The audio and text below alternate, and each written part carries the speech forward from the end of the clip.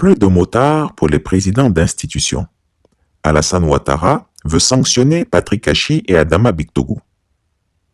Humiliation suprême pour les présidents d'institutions de Côte d'Ivoire.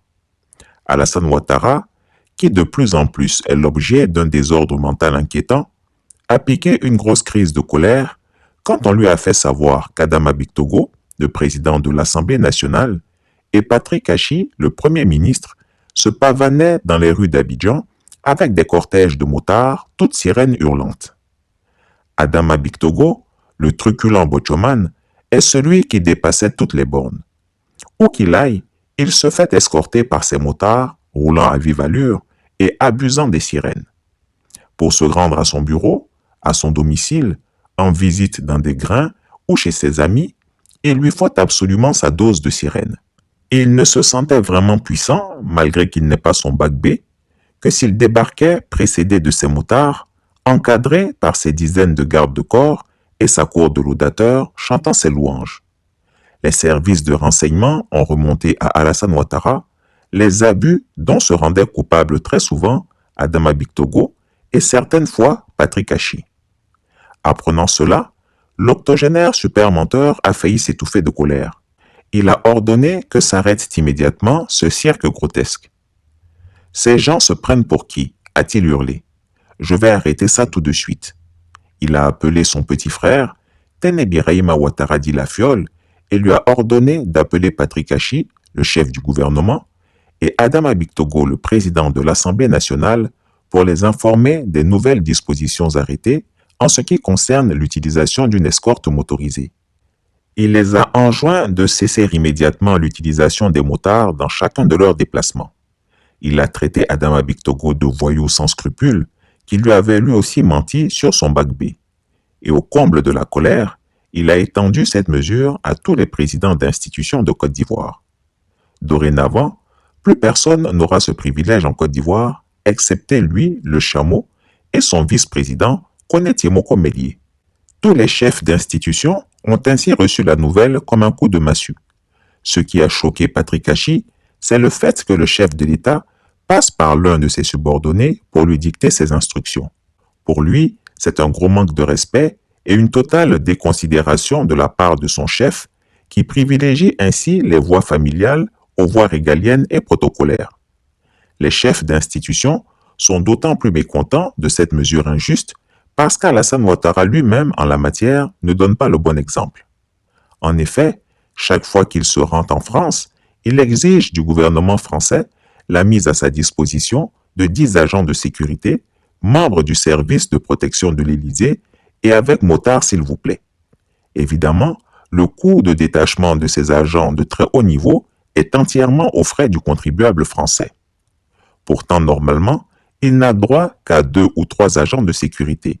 Mais comme tout enfant gâté, il exige et obtient toujours ce qu'il veut d'Emmanuel Macron, qui a peur qu'en représailles, Alassane Ouattara ne fasse des misères aux entreprises françaises installées en Côte d'Ivoire.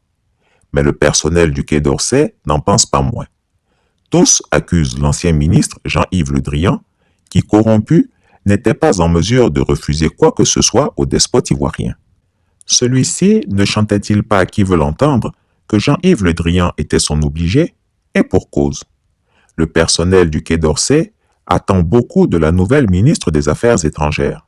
Chiracienne, le personnel espère qu'elle saura mettre un terme aux dérives ubuesques et à la folie des grandeurs du dictateur ivoirien. En Côte d'Ivoire, en revanche, quand les présidents des institutions et leurs collaborateurs voient les avantages faramineux et les extraordinaires privilèges auxquels ont droit les membres de la famille présidentielle, ils se demandent comment Gaspard Dieudonné Ouattara, alias le chameau, peut pousser le cynisme jusqu'à les ridiculiser à ce point, juste pour 1 ou 2 motards mis à leur service par la République. Ce privilège existe bien avant qu'Alassane Ouattara ne mette les pieds en Côte d'Ivoire pour faire de la politique, et aucun président avant lui n'avait aboli cet avantage qui fait partie du prestige de la fonction.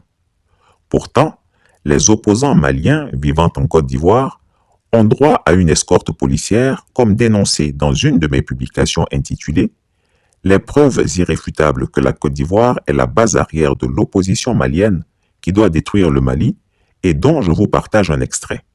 Regardez cette vidéo d'octobre 2021.